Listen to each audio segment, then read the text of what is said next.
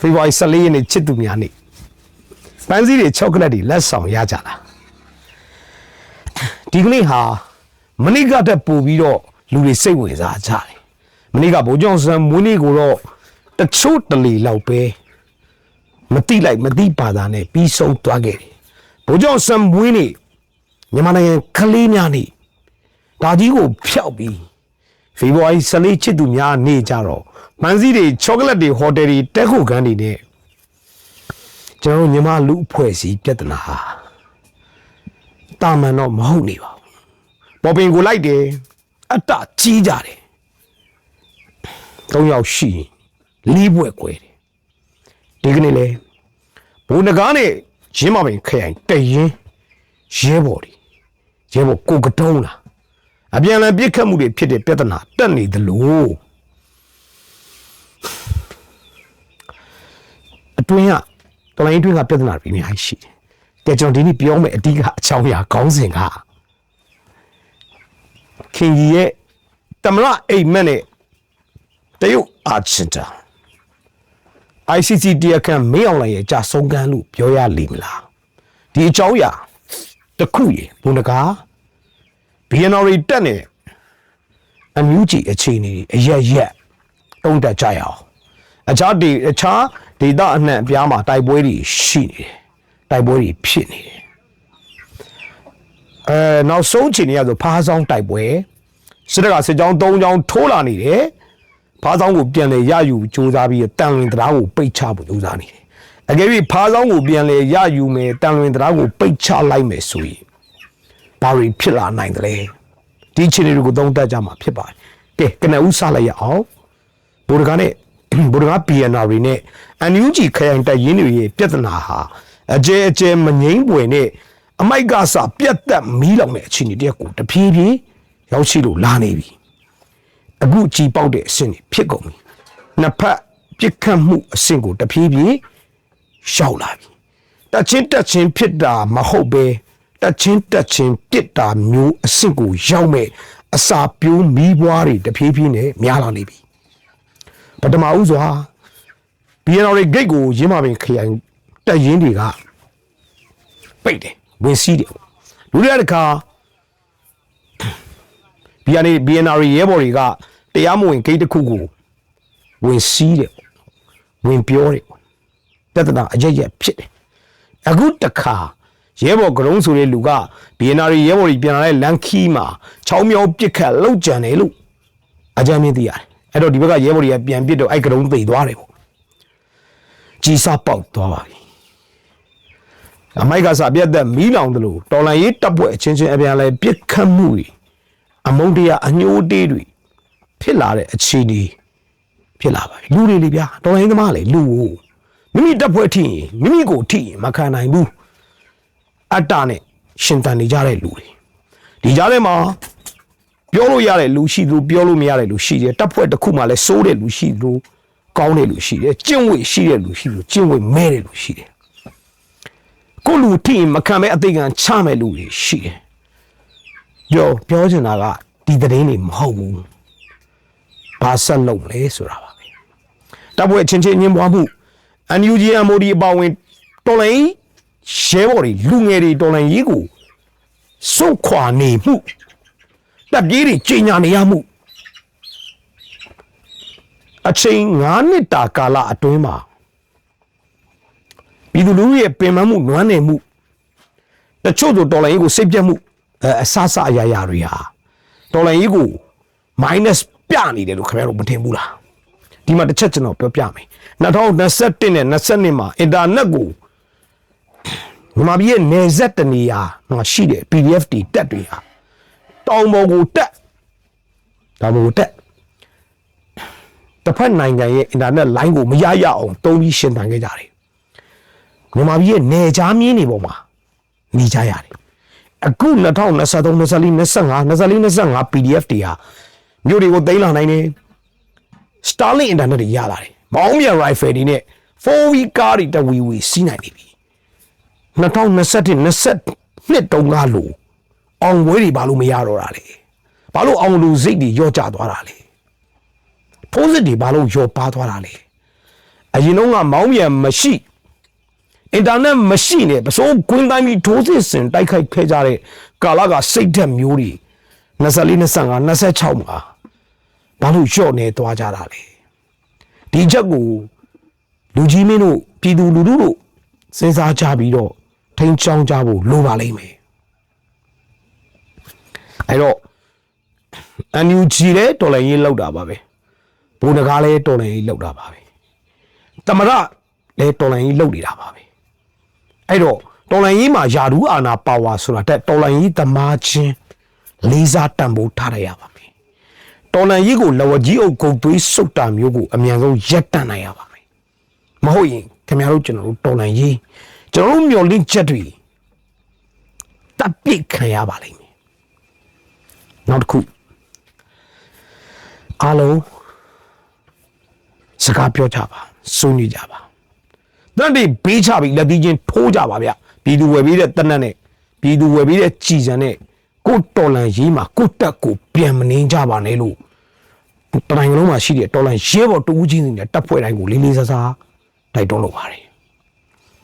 ဒုတိယသုံးသက်ချက်အနေနဲ့ဖားဆောင်တိုက်ပွဲဖြစ်နေတယ်ပြင်းထန်နေတယ်တန်ဝင်တရားဖားဆောင်တရားအနီးမှာဖြစ်နေတယ်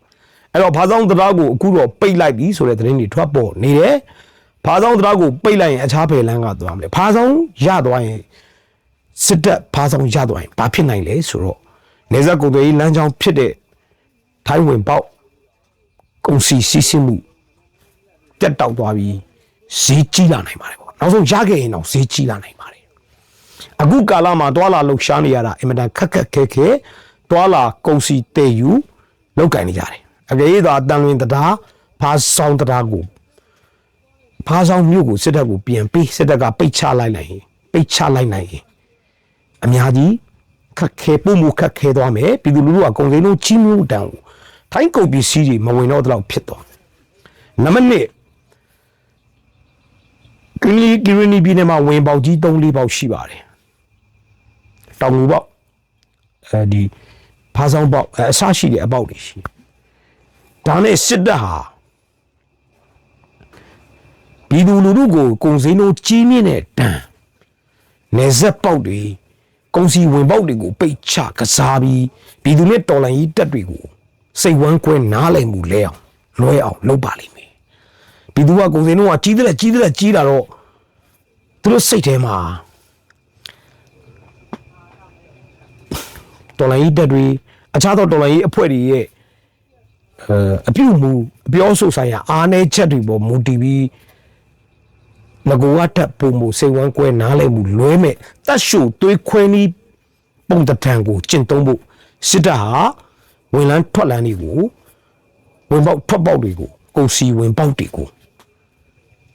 စတင်ကစားနေပြီလို့ကျွန်တော်ပြောလိုပါတယ်။ဒါကြောင့်ဒေသဆိုင်ရာတော်လှန်ရေးခေါင်းဆောင်တွေကတော်လှန်ရေးရဲ့တိုက်ပွဲတစ်ခုကိုဆင်နွှဲတယ်စစ်ပွဲတစ်ခုကိုဆင်နွှဲတယ် geopolitics ဆိုတဲ့ပထဝီနိုင်ငံရေးပြည်သူလူထုရဲ့စာဝင်နေအုပ်ချုပ်ထောက်ပံ့တာအပြင်မှာစစ်ပွဲရဲ့တင်နကဖြူဟာထဲမှာပါတဲ့အဓိကကုန်စီဝင်ပေါက်ရှိခါဝင်ပေါက် geopolitics အရေးပါမှုဒါတွေကိုထည့်သွင်းစဉ်းစားပြီးတော့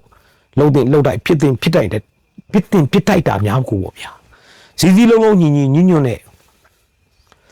လှုပ်စေချင်ပါတယ်ပြည်သူအရန်ပင်ပန်းနေတဲ့အတန်တွေခင်ဗျားတို့လည်းကြားကြမှာပါနောက်တစ်ခုခင်ကြီးကိစ္စပြောကြရအောင်မင်းအောင်လည်းတမလားဖြစ်မယ်လို့ခင်ဗျားတို့ထင်သလား ICC တရားခံအဖြစ်မကြခင်ဆွဲခံတော့မယ်မင်းအောင်လိုက်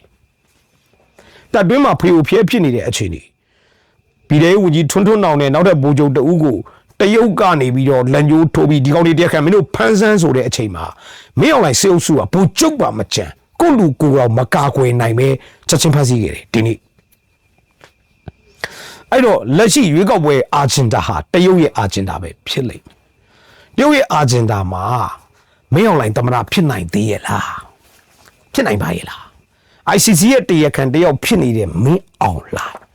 စိုးဝင်းတို့အစားတရုတ်ရဲ့အာဂျင်ဒါမှာသမ္မတခင်ဆိုရင်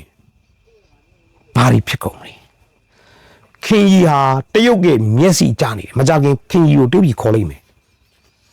တရုတ်ခီးစဉ်ရှိတယ်ခင်ကြီးကမင်းအောင်လိုက်တဲ့စီနီယာကြတယ်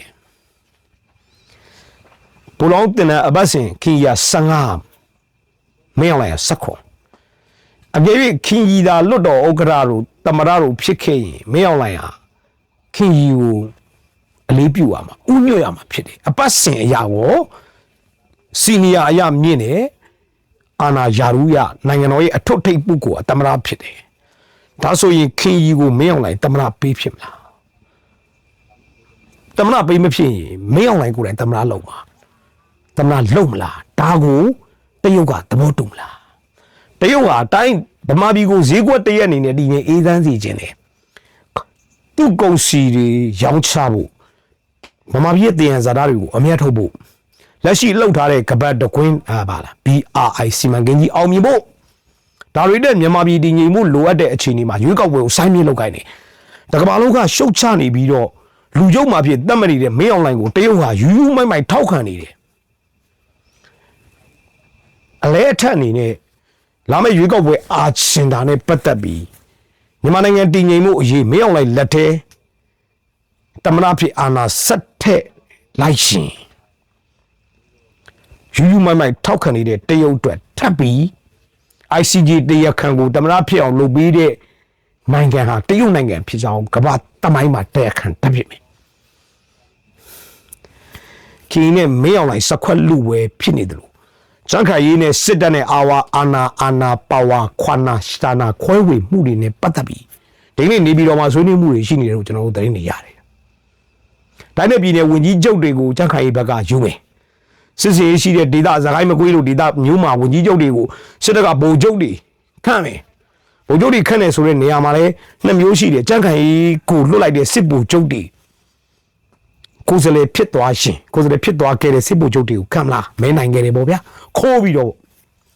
ဒါမှမဟုတ်စစ်ဗိုလ်ချုပ်ကိုပဲတိုက်ရိုက်ခံမလားဆိုတဲ့အာဏာခွဲဝေမှုကိစ္စနဲ့ပတ်သက်ပြီးခင်ရောမာလာကိုအတန်တိတ်ပြီးတော့တယောက်ကိုတယောက်ကြားချောင်းချောင်းပြီးတော့စခွက်လူတဲ့ပွဲမှာတရုတ်အာချင်တာဟာခင်နဲ့မင်းအောင်လိုက်အတွက်စခွက်လူကြီးနဗန်းတက်မဲ့ပွဲဖြစ်လာခဲ့ရင်ဒါပေမဲ့ဒီလိုအာနာယူတွေစခွက်ပဲလူတွင်တူပြီးခုံချပြီးပဲသေပြကျွန်တော်တို့ကယုံကြည်ရမရှိပါဘူးကျွန်တော်တို့လုပ်ရမယ့်အလုပ်ဟာဖက်စစ်အာနာရှင်စနစ်စစ်အာနာရှင်စနစ်စစ်သုံးစစ်နဲ့စစ်ဝါဒ military ideology ဟာဒီຫນွေဦးတော်လန်ရေးမှာမြန်မာပြည်ကအပီးတိုင်ပျောက်ကွယ်သွားရမယ်တမိုင်းမှာလုံးဝစစ်အာနာရှင်ဆိုတာနောက်ထပ်မရှိတော့လောက်အောင်ကျွန်တော်တို့ရုန်းကန်ကြရလိမ့်မယ်ကျွန်တော်တို့တိုင်းပြည်တော်လူမျိုးရဲ့စိတ်ဓာတ်တွေထဲမှာလေ၃ယောက်ရှိ၄ဘွဲ့ကွဲပြီးအတ္တကြီးပြီးမနာလိုစိတ်များတဲ့ကိုကောင်းစားရင်သူများကောင်းစားရင်ကိုကမနာလိုတဲ့မြမတွေမဖြစ်ဖို့လိုပါတယ်စစ်အာဏာရှင်ဟာခေတ်ဆက်ကျွန်တော်တို့ရဲ့စိတ်တွေကျွန်တော်တို့ရဲ့အတွေးတွေကိုဝါဒမှိုင်းနဲ့ဖြက်စီးခဲ့ပါတယ်ဒါကိုမြင်အောင်ကြည့်ကြပါတဦးနဲ့တဦးတယောက်နဲ့တယောက်မူရိတာပွားမခုံးနဲ့ထမ်းတင်ပြီးငါလူမျိုးအောင်မြင်ငါနိုင်ငံအောင်မြင်ဆိုတဲ့စိတ်မျိုးနဲ့တွားကြစေချင်ပါတယ်အဓိကတော့တော်လန်ရေးရောတော်လန်မရေးရောကိုပြောချင်တာပါအခုကကျွန်တော်တို့နိုင်ငံမှာပေါ့စားတဲ့အတ္တများတယ်၃ယောက်ရှိရင်၄ဘွဲ့ကွဲတယ်တယောက်ကောင်းစားတယောက်မနာလို့ဖြစ်တယ်ကိုချင်းစာတရားကိမ့်မဲ့တယ်ဒီအချက်တွေကိုမပြနိုင်ရင်စစ်တပ်ကိုနိုင်